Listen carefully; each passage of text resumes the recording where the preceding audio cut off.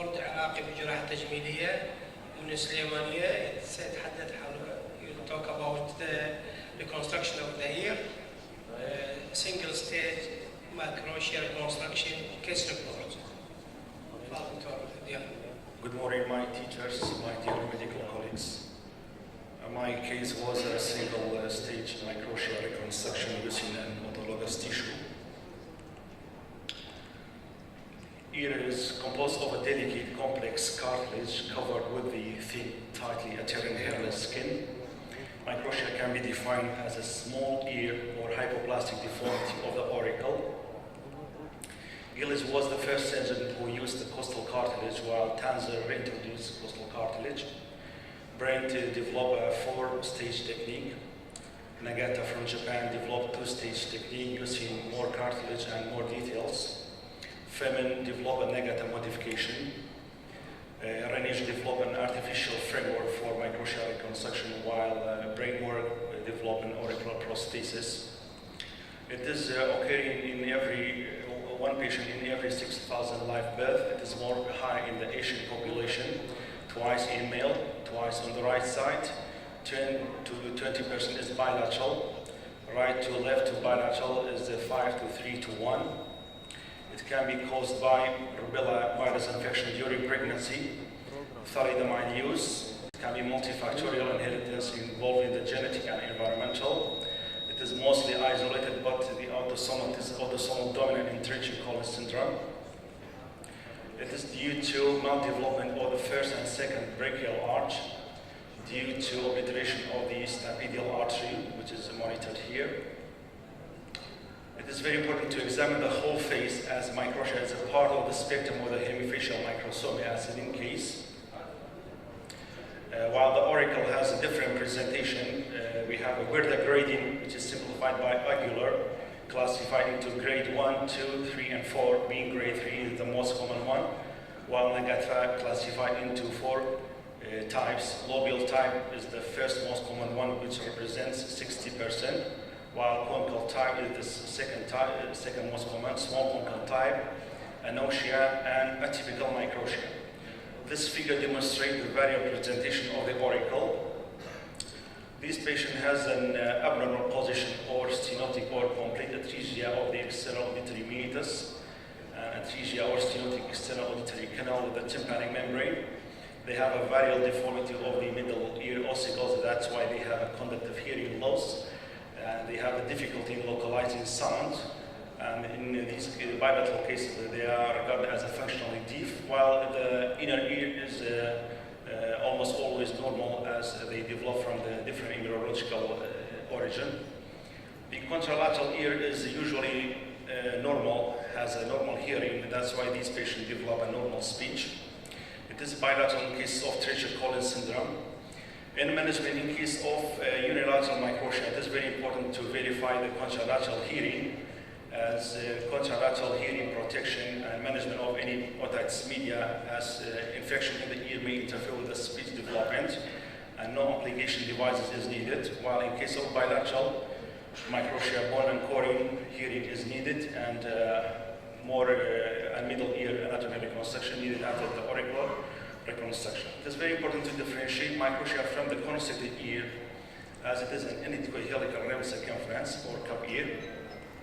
We have several types of reconstruction methods using autologous tissue, composite autogenous and alloplastic material, and prosthetic. Regardless of the reconstruction technique, autogenous reconstruction remains the standard goal of treatment. There are several factors that will affect at which age you choose to reconstruct the ear: the degree of physiologic development of the ear, the size and development of the costal cartilage, and the potential for the pressure peak. Body image concept in the pediatrics age start at the age of 4 to 5 years. 85% of the ear would develop by the age of 3 years. The first attempt to reconstruct the microtia is the best chance for the ideal reconstruction. In Europe and USA, they reconstruct at the age of 4 to 6 years, while in Japan, they reconstruct at the age of 10 years or later, or once the transverse circumference reaching 60 cm or greater, confirmed by X-ray. As in this age, the patient will be more aware of the problem, the patient will be more cooperative, and the reconstruction will be more feasible technically. They have enough rib cartilage, especially for the helical reconstruction, and the ear will grow to a near full vertical height. And the reconstructed ear will grow at the same rate as the normal ear. This is brain technique. At the first stage, he fabricated the auricle framework and from the contralateral costal cartilage. At the stage 2, he did a lobial transposition, stage 4, framework elevation, and stage 4, tragus reconstruction and deepening on the concha. It has several disadvantages of this technique, especially effacement of the post-auricular sulcus. This is Nagata from Japan.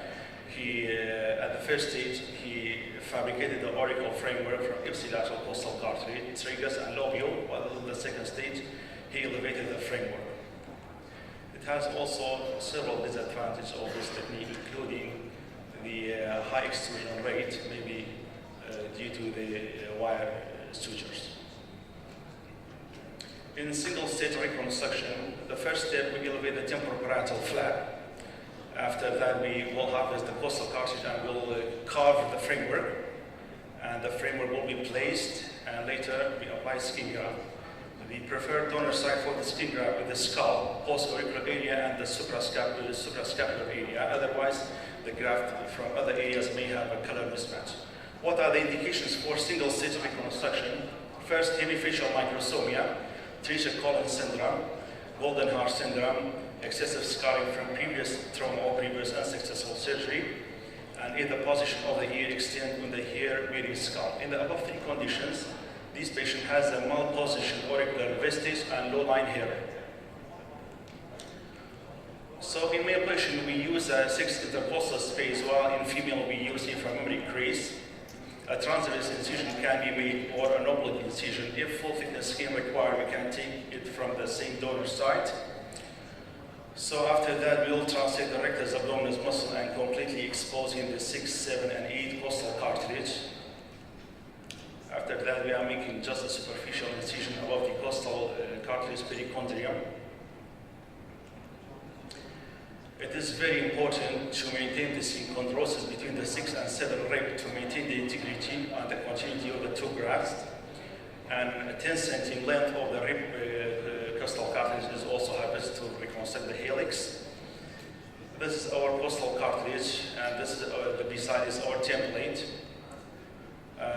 Blaze wall was made from the 6 and 7, while the helical ring was made from the 8 costal cartilage. Our dissection was in the subperichondrial plane, as it is recommended by Nagata. It leaves less deformity, less pneumothorax, but less integrity. The carved costal cartilage must be more rigid than the natural ear cartilage, and the pieces sutured with the wire. Holes through the cartilage make the framework to adhere better to the underlying. There is controversy about the size of the frame. In older patients, it must be equal to the contralateral ear, while in younger patients, it must be slightly larger, while other sources, it has been measured that must be 3 to 2 millimeters smaller. There are a lot of postoperative complications related to the ear framework, related to the skin pocket, lobule, temporoparietal flap, and the chest or the donor site. What's the comparison between other techniques and the single stage? In other techniques, more than 1 stage is required. A thick and tight temporal skin will obliterate the detail of the underlying framework, and progressive scalp contracture also will obliterate the detail. They have a deformed post-auricular sulcus and hairy ear from the scalp. This is a case of a 2-stage technique. You can see the deformed post-auricular sulcus from the skin grafting. And it is even obvious on the lateral view. My case was a 30-year gentleman presented with the right side lobule type microtia and atresia of the external auditory canal. After we marked the location of the ear and the marking for the harvesting of the temporoparietal flap.